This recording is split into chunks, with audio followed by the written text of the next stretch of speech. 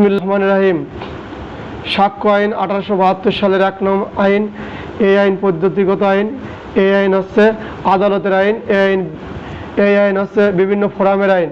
এর অধ্যায় হচ্ছে 11টা, খণ্ড হচ্ছে 3টে।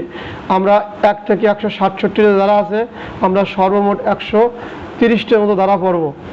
এর মধ্যে আবার গুরুত্বপূর্ণ দেবো, সেইগুলো আপনারা হুবহু পড়ে রাখবেন, মুখস্থ। আর যে 130টি আছে সূচি পাই টু পাই মুখস্থ করে রাখবেন। এখন আসেন মূল পড়ায় ফিরে যাই। আমরা সাক্ষ্য আইনের আজ পর্ব হলোকে 68 ধারা থেকে শুরু করব। 68 ধারা থেকে শুরু করব। এখানে আমার একটু লাইটের স্বল্পতা আছে, বুঝছেন, কিছু মনে করেন না, ছেলে ঘুমাচ্ছে। লাইট 68 ধারা থেকে 68 ধারাতে পড়া শুরু করব। এই 68 ধারা হচ্ছে লেগে সম্পাদন, দলিল সম্পাদন, দলিল প্রত্যয়ন এবং প্রত্যয়নকারী সাক্ষী। এই দলিল সম্পাদন সম্পর্কে কালকে বলছিলাম, আজকেও বলবো, অল্প অল্প করে বলবো, শিখে নেবেন। দলিল সম্পাদন ধরে নেবেন যিনি জায়গা জমি বিক্রি করে। এই ব্যক্তি যখন ওই রেজিস্ট্রি অফিসে যাবে বা যেখানে এই আইন কার্যক্রম সম্পূর্ণ করবে, ওইখানে যখন দলিল লেখা টাকা শেষ হয়ে যাবে, পর্চা দেখে, আরএস দেখে, বিএস দেখে, মাঠ পর্চা দেখে দেখা শেষের পরে ওই জমির উপরে, ওই দলিলের উপর যখন স্বাক্ষর করবে, যিনি বিক্রি করবেন, তখন ওই দলিলটা, ওই বিক্রি করা লোক দলিলটা কি করলো? সম্পাদন করলো। দলিলটা তিনি সম্পাদন করলেন। এখন আসেন, তাহলে দলিল প্রত্যয়ন কিনা করলেন? দলিল প্রত্যয়ন যিনি দলিলটা লেখে, যে আমরা মৌরি বলে, এইভাবে ধরে নেবেন সহজ করে, এত কঠিন করে না যাই। যিনি দলিলটা লেখছে, ওই যার পেশা হলো দলিল লেখক, উনি দলিলটা লেখার পরে সমস্ত কিছু লেখা হওয়ার যে লেখে টেকে দিয়েছে, উনি এরপরে সম্পাদকের পরে ওনারও স্বাক্ষর থাকে। উনি যখন স্বাক্ষর করলো তখন দলিল প্রত্যয়ন হয়ে গেল। ওই ব্যক্তিরা দলিল প্রত্যয়ন করলেন। এবং রেজিস্ট্রি করার সময় যে সমস্ত লোক উপস্থিত থাকে, সাক্ষী থাকে, কোনটা হলো প্রত্যয়নকারী সাক্ষী। আলোর স্বল্পতার কারণে একটু কম বেশি বলা হতে পারে। তাহলে এরা হচ্ছে প্রত্যয়নকারী সাক্ষী। এই 3টে খুব করে খেয়াল করবেন। এই রেকর্ডিং প্রথমে দেখে লেখে বুঝে নিন, ঠিক আছে? না বুঝলে ফোন করবেন। তাহলে এখন আসেন, দলিল 68 ধারা, যেই দলিল সত্যায়ন করা আইনত প্রয়োজন তার সম্পাদনের প্রমাণ। তাহলে সম্পাদন প্রমাণ কিভাবে করবেন? সম্পাদন প্রমাণ করা যাচ্ছে কিভাবে? প্রশ্ন আসে, দলিলের সম্পাদন প্রমাণের পদ্ধতি লেখেন। দলিল সম্পাদন কিভাবে প্রমাণ করা যায়? এখানে 2-3 ভাবে বলা আছে ধারাবাহিকভাবে। এখন সম্পাদন, এটা স্বাভাবিক জ্ঞানে যদি আপনি মনে করেন এখানে মনেই নাই, তখন মনে রাখবেন এই যে দলিলের যিনি দলিল প্রত্যয়ন করছে ওনার দ্বারা দেখাবেন, দলিলের প্রত্যয়নকারী সাক্ষী ছিল, এই 2জন দ্বারাও করা যায়। এছাড়াও করা যায় কিভাবে? যেটা বইতে আছে। এটা আপনি যখন না পারবেন, ভুলে গেছেন, তখন ওই 2টি ব্যবহার করবেন, যে এই 2জন, মোট 3জন মিলে এই দলিলটার পূর্ণাঙ্গ রূপ পাইছিল। পূর্ণাঙ্গ রূপ পাওয়ার পরে এই সম্পাদন করা অস্বীকার করছে বা দলিল সম্পাদন অন্যায় বলে অন্য কেউ এর বিরোধিতা করতেছে। সেই ক্ষেত্রে কিভাবে সম্পাদন হয়েছে বলে আপনি জানবেন?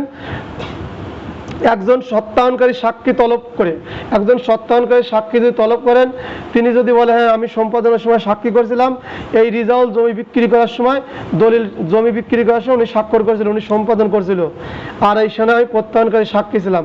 তাহলে একজন প্রত্যয়নকারী সাক্ষী তলব করলো, আদালত মিলে গেল। তারপরে কি আছে?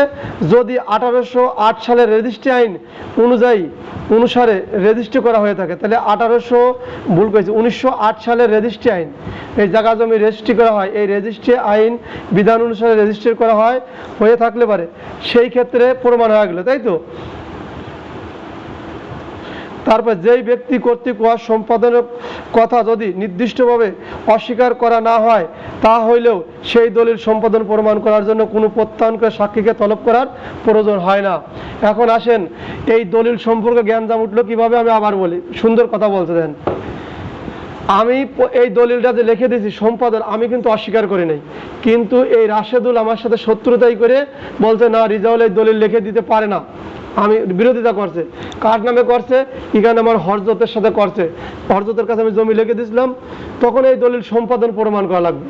হয়তো আমি নাই, নিখোঁজ বা বিদেশে চলে গেছি, এরকমও যদি হয়, তখন এই প্রত্যয়নকারী সাক্ষী যে ছিল, উনি যদি এসে বলে না, রিজাউল ভাই এই জমিটা বিক্রি করছে, উনি স্বাক্ষর করেছিল, এরপর আমি স্বাক্ষর করছিলাম, ঠিক আছে, তাহলে এই জমিটা সঠিক আছে।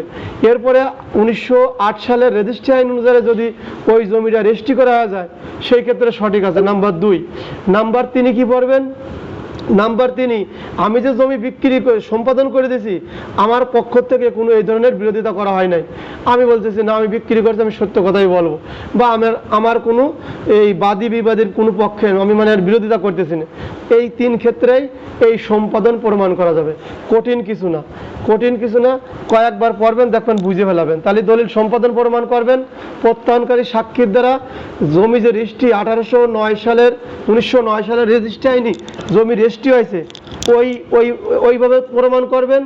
এবং আমি যে দলিলটা সম্পাদন করছিলাম এই সম্পাদনে আমি কোনো বিরোধিতা করি নাই, আমি এর বিরুদ্ধে কোনো ইন্টারফেয়ার দাখিল করি নাই, আমার কোনো বাধা মানে নাই, বাধা নাই, সেই ক্ষেত্রে এই দলিল সম্পাদন হয়েছে বলেই প্রমাণ করা যাবে। এটা হলো 68 ধারার বললেন। এরপরে আসেন 68-র পরে হচ্ছে 69 লাইট নেই তো ভাই, এই যে টর্চ লাইট। 69 যে ক্ষেত্রে প্রত্যয়নকারী সাক্ষী পাওয়া যায় না সেই ক্ষেত্রে প্রমাণ। তাহলে প্রত্যয়নকারী সাক্ষী যদি না পাওয়া যায় তাহলে কিভাবে প্রমাণ করবেন? এবার নিজের জ্ঞানেতে দেখেন, প্রত্যয়নকারী সাক্ষী তো 2 জনও থাকতে পারতে হয়, তাই না? সাক্ষী তো আর একজনে না, 2 জন ও 3 জন হতে পারে। একজন সাক্ষী অস্বীকার করছে, প্রত্যয়নকারী সাক্ষী একজন পালেন না, তখন আরেকজন সাক্ষী দেন। তারপরে দলিল যিনি সম্পাদন করছেন উনি যদি বলেন না দলিল তো আমি সম্পাদন করেছি, তাহলে প্রত্যয়নকারী সাক্ষীর কোনো দাম থাকে না। 3 নম্বর আপনি ধরেন দলিলের প্রত্যয়ন, যিনি প্রত্যয়ন করে দলিল লেখেছে উনি বললেন না দলিল তো আমি লিখেছিলাম, সব ঠিকঠাক আছে, তাহলে তো প্রমাণ করা হয়েই যায়, এখানে আর কোনো বাধা থাকে না। তাহলে যখন সম্পাদন, কিন্তু ধারা মনে রাখবেন, ধারায় আসছে কি দলিলের প্রত্যয়নকারী সাক্ষী পাওয়া যায় না, এক্ষেত্রে প্রমাণ।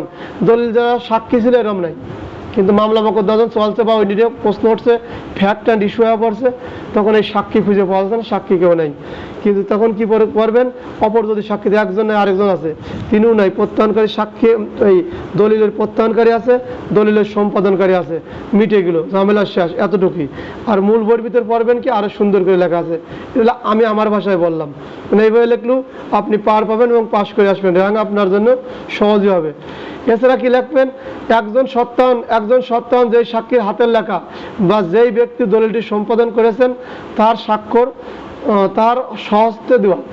এই কথাগুলো ব্যাখ্যা ওইভাবেই, মানে বইতে লেখা ওইভাবে পড়লে আপনি হারা যেতে পারেন।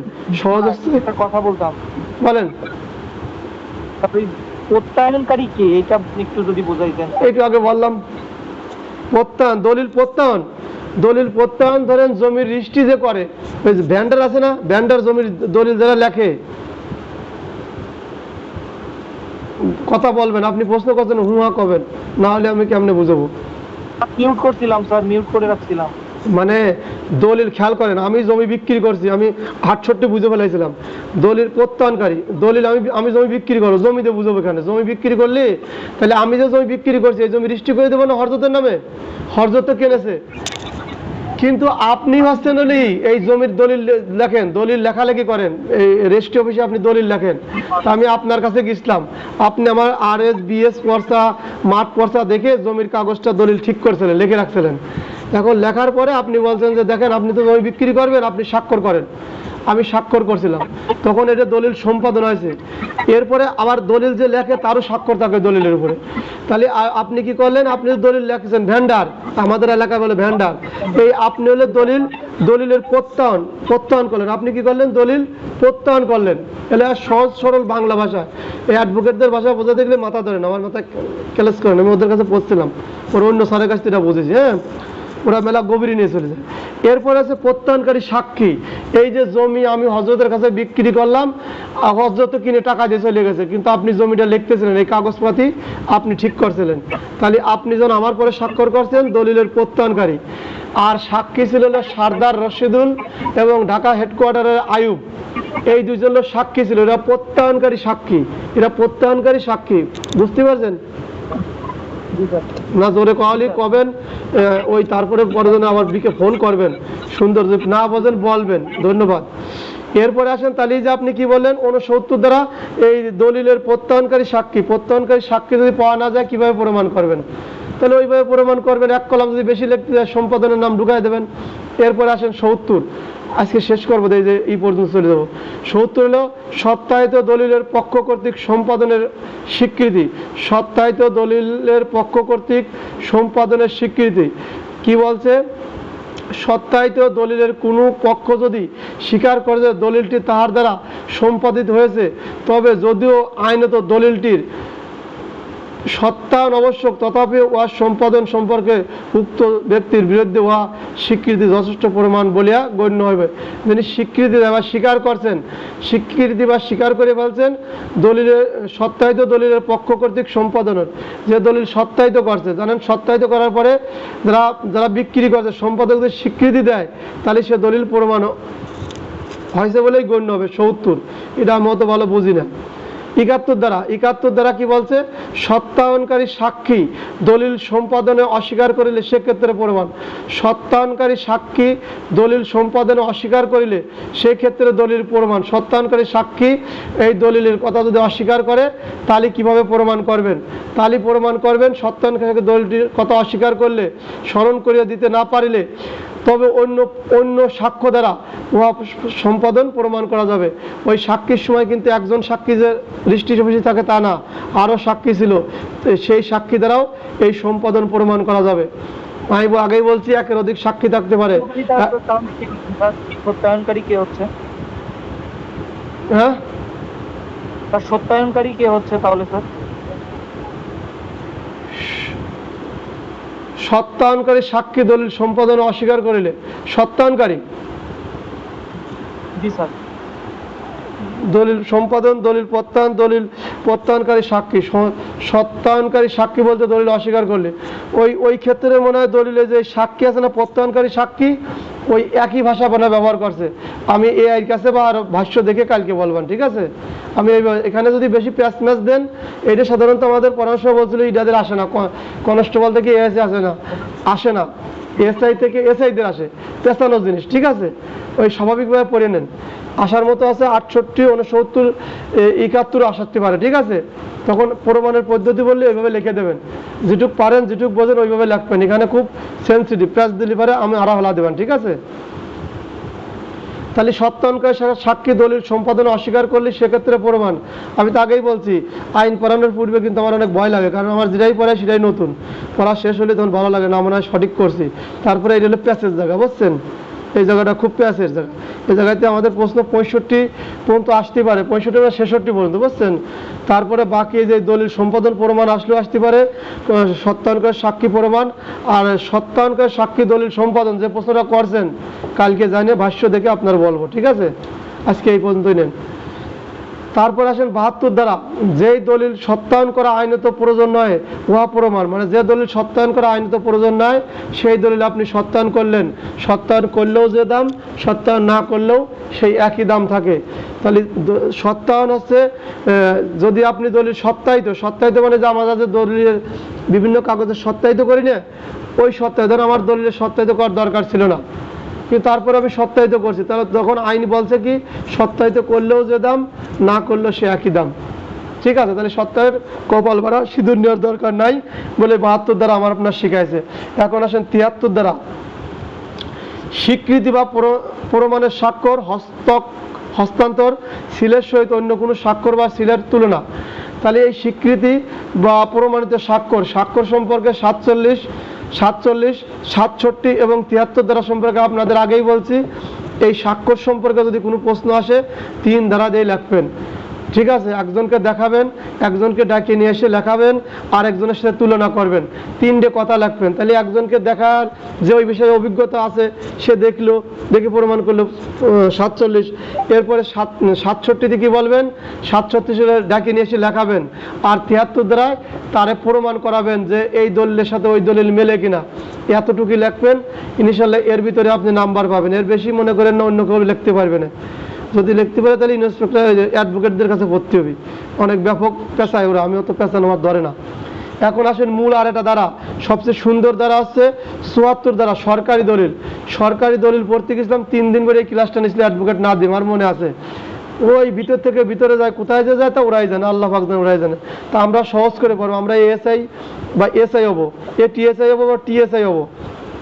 তাহলে সরকারি দলিল এই 74 এই সবগুলো মুখস্থ করে ফেলাবেন, 74 সবগুলো মুখস্থ করে। সরকারি দলিল কয়টা, কি কি দেখেন, নিম্নলিখিত দলিলগুলো সরকারি দলিল। 1 নাম্বার, কোনো সার্বভৌম কর্তৃপক্ষ, মুখস্থ করবেন, কোনো সার্বভৌম কর্তৃপক্ষ, এই 74-এর ক খ বা 1 2 দিয়ে পড়বেন, কোনো সার্বভৌম কর্তৃপক্ষ।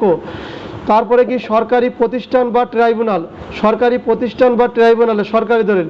বাংলাদেশ ও কমনওয়েলথ কোনো অংশ বা বিদেশে আইন প্রণয়নকারী বিচার বিভাগে বা শাসন বিভাগে কোনো অফিসারের কার্য অথবা কার্যের লিপিবদ্ধ বিবরণ। তাহলে সরকারি দলিল কোনগুলো আপনারা ভালোই বুঝছেন। কোনো সার্বভৌম কর্তৃপক্ষ, বাংলাদেশে সার্বভৌম কর্তৃপক্ষ আছে, ওই কর্তৃপক্ষের কাগজ। সরকারি প্রতিষ্ঠান বা ট্রাইব্যুনাল, সরকারি যত প্রতিষ্ঠান আছে ওই প্রতিষ্ঠান। ট্রাইব্যুনাল তো ভালো হয়েছে না, নারী ও শিশু নির্যাতন দমন ট্রাইব্যুনাল, মানব পাচার অপরাধ দমন ট্রাইব্যুনাল, এছাড়াও দ্রুত বিচার আইন ট্রাইব্যুনাল, এরকম ট্রাইব্যুনাল আছে। এই ট্রাইব্যুনালের কাগজগুলো সরকারি। বাংলাদেশের কাগজ এবং কমনওয়েলথের কোনো অংশ। কমনওয়েলথ মানে হচ্ছে একটা সংগঠন, এই সংগঠনের ভিতর আমার বাংলাদেশ ওর সাথে জড়িত। ওই যে সদস্য রাষ্ট্রগুলো আছে ওই রাষ্ট্রের কাগজপাতি। বিদেশি আইন প্রণয়নকারী, বিদেশি আইন প্রণয়নকারী সম্পর্কে জানেন? আমাদের দেশে যাদের সংসদ সদস্য, মেম্বার অফ পার্লামেন্ট, এমপি বলে, ইন্দা কিন্তু আইন প্রণেতা, পৃথিবীর যত সংসদ বা পার্লামেন্ট আছে, ভারতে আছে বিধানসভা মনে হয় বলে, বিধানসভা বলে, ওই বিধানসভার উন্ডা হচ্ছে আইন প্রণেতা। ঠিক আছে, এই বিদেশি আইন প্রণেতা তার বিচার বিভাগীয়। বাংলাদেশের বিভাগ হলো বিচার বিভাগ, শাসন বিভাগ, আর একটা কি বিভাগ জানো? আইন বিভাগ, বিচার বিভাগ এবং শাসন বিভাগ। এই বিভাগ 3টে মনে রাখবেন। বাংলাদেশের বিভাগ 3টে, আইন বিভাগ, বিচার বিভাগ এবং শাসন বিভাগ। এই 3 বিভাগের মাধ্যমে দেশ পরিচালনা করা হয়। তাহলে আইন বিভাগ, বিচার বিভাগ এবং শাসন বিভাগ, এইটা হুবহু মুখস্থ করে রাখবেন। আপনি যখন অফিসার হবেন আপনার সামনে এরকম প্রশ্ন বা আসতে পারে, আপনি তখন বোঝা দেবেন। বিভাগ হলো আইন বিভাগ, বিচার বিভাগ এবং শাসন বিভাগ। এর কাগজ 2 নাম্বার, 74-এর 2 নাম্বার বোঝার আছে, খেয়াল করেন। বাংলাদেশের সরকারিভাবে রক্ষিত ব্যক্তিগত দলিলের লিপিবদ্ধ বিবরণ। এই ব্যক্তিগত দলিল কখন সরকারি দলিল হয়? এই মালেক ভাইয়ের ফোন দিয়েছিলাম, ফোন ধরেন নাই, মিউট করেন। ক্লাস পরে আপনি আমার সাথে ফোন করে কথা বলবেন। 2-3 বের ফোন দিয়েছি আপনারে, আপনি খাতা জমা দেওয়ার পরেও আপনারা পাই নাই। 3 বের ফোন দিয়েছে ওই লোকের। আমার কাছে কেউ নিরাশ হওয়ার সুযোগ নাই। আমি আপনাদের থেকে অনেক অ্যাক্টিভ, আপনাদের সবার চেয়ে বয়স আমার বেশি, কিন্তু আপনারা যারা খাতা বলেন। তাহলে 74 পরে শুনবেন। 74-এর 2 কি বলছে? বেসরকারি মানে মালিকানার দলিল, মানে আমার লেখা সাধারণ জনগণের ব্যক্তিগত দলিল কখন সরকারি দলিল হয়? সহজ করে বুঝে দেই। 1971 সালে যে যুদ্ধ হয়েছিল আমাদের দেশে, খেয়াল করবেন। 1971 সালে যখন যুদ্ধ হয়েছিল, যুদ্ধের রণাঙ্গনে বসে যখন আমাদের মুক্তিযোদ্ধা তার স্ত্রী বা তার মা বা ভাই বোন সম্পর্কে যিনি যে চিঠি পোস্ট করছিলেন, ওই চিঠিটা আসছিল। আসার পরে ওই চিঠিটা তার বাড়িতে ধরে আছে, দেশ স্বাধীন হয়েছে, এই সরকার গঠন করছিল। এই যখন মুক্তিযোদ্ধাদের অনেক দাম হয়েছিল, অনেক সম্মান ছিল, টাকা পয়সা সরকার দিত, কিন্তু অনেক সময় দেখেন এই তাদের লেখা চিঠি, তাদের কাপড়, তাদের ব্যবহৃত অস্ত্র, এটা জাদুঘরে রাখছে না? ওইটা দেখতে গেলে কিন্তু আপনার টাকা দেওয়া লাগে, ওই জাদুঘরে ঢুকতে টাকা লাগে, সহজ ভাষায় বুঝবেন। তাহলে ওই ব্যক্তির যে চিঠিটা ওইটাও কিন্তু সংরক্ষণ করে জাদুঘরে রাখছে, ওইটা তখন সরকারি দলিল হয়ে গেছে, ওইটা ব্যক্তিগত দলিল না। আমাদের দেশে বীর মুক্তিযোদ্ধা বা সাধারণ মুক্তিযোদ্ধা বা কমান্ডার পর্যায়ে বিভিন্ন পদকে ভূষিত আছে। ওই মুক্তিযোদ্ধারা যখন এই চিঠিগুলো লিখছিল, মানে উদাহরণ ওনাদের দিলে আপনি সহজে বুঝতে পারবেন, ওনাদের চিঠিগুলো কিন্তু জাদুঘরে আছে, ওনাদের চিঠিগুলো জাদুঘরে। এরপরে দেখেন কবি নজরুল, কবি রবীন্দ্রনাথ ঠাকুর, ওনাদের ব্যক্তিগত গল্প, কবিতা, উপন্যাস লেখা, সেটা আমাদের পাবলিক লাইব্রেরি পাওয়া যায়, সরকারি পাবলিক লাইব্রেরি। ওই দলিলগুলোও কিন্তু সরকারি, ওই বইগুলো সরকারি। বই মানে তো দলিল, তাই না? বা তাদের লেখা জিনিস, তাদের হাতের লেখা, এইগুলো তখন সরকারি হয়ে যায়। এটা কি হয়? সরকারি। তাহলে বুঝলেন ব্যক্তিগত দলিল কখন সরকারি হয়, এইটা হলো বোঝার ছিল। তাহলে আমি মনে করি ওই 74-এর 1-এর যে ক খ গ যারা মুখস্থ করবেন, ভুল করার সুযোগ নাই। আর 2 নাম্বার দ্বারার ব্যাখ্যা যদি কেউ জানতে চায়, ওইভাবে সুন্দর করে উদাহরণ দিয়ে বোঝা দেবেন। এছাড়া যে 24-এর যে ঘটনা ঘটছিল, অনেক সমন্বয়ক চিঠি লাগছে, দেখবেন আমাদের থানাতেও দেখছে এটা সংরক্ষণ করে রাখা।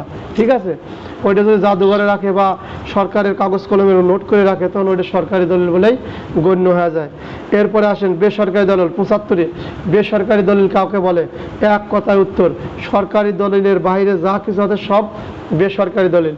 সরকারি দলিলের বাইরে যা কিছু আছে সব বেসরকারি দলিল। তাহলে সহজ না?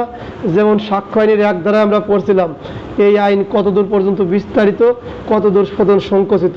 তাহলে এই আইন সাক্ষ্য আইন 5 জায়গা চলে না, সমস্ত জায়গায় চলে। আর এই বেসরকারি দলিল কিভাবে লিখবেন? ওই যে সরকারি দলিল কয়টা লিখবেন, সরকারি দলিল ব্যতীত সমস্ত দলিলই বেসরকারি দলিল। এরপরে 76 ধারা পড়াবো। 76 ধারা খেয়াল করেন, খুব বোঝার আছে, বুঝে নেবেন। আমি সহজ করে বাংলা করে বলবো। এই সরকারি দলিলের প্রত্যায়িত অনুলিপি আপনি সরকারি দলিল কিভাবে পাবেন, কিভাবে আপনার হাতে আসবে, এই সম্পর্কে একটু ব্রিফ করব, খেয়াল করেন। তারপরে 90 আর 90 ক পরে আমাদের পড়া শেষ আশা করি। তারপরে কালকে সূচি বলার পরে এমসিকিউ পরীক্ষা। এই সরকারি দলিল কিভাবে পাবেন, হ্যাঁ পড়বেন। আমি বাংলা করে বলি, আপনি এই সরকারি যে আমাদের আইন পাশ হচ্ছে, দেখেন যে আজকে আইব উস্তাদ পুলিশ হেডকোয়ার্টার ঢাকা একটা গেজেট দিয়েছে আমার কাছে। এই যে আইনের গেজেট সংসদে আইন পাশ হয়, বা অফিস আদালতে বিভিন্ন নথি থাকে সরকারি, আপনি আনতে গেলে কিন্তু টাকা দেওয়া লাগে, ফি দেওয়া লাগে। যদি ফি দেওয়ার বিধান থাকে ফি দেওয়া লাগে, ফি দেওয়ার বিধান না থাকলে ফি দেওয়া লাগে না। আবার কোনো অফিস আছে যে আপনার যেটা কাগজ দিচ্ছে তারপর সিল স্বাক্ষর মারি দেয়, কারণ এটা বিধানে আছে, আইনি আছে, আইনি থাকলে সেটা করবে। তাহলে এই 74 দ্বারা আপনি এই সরকারি দলিল আপনি কিভাবে পাবেন? কোনো দলিল বা ডকুমেন্ট যখন আপনার দরকার হবে, আপনি যদি দলিল পাওয়ার যোগ্য হন, খেয়াল করবেন, সুন্দর করে বলতে বাংলা, আপনি যদি দলিল পাওয়ার যোগ্য হন তাহলে আপনি ওই অফিসে একটা আবেদন করবেন, ঠিক আছে? ওই আবেদনের প্রেক্ষিতে যদি নির্দিষ্ট ফি জমা দেওয়ার বিধান থাকে ফি জমা দেবেন, তাহলে ওই অফিস আপনার ওই দলিল বা ওই গেজেট আপনাকে দেবে।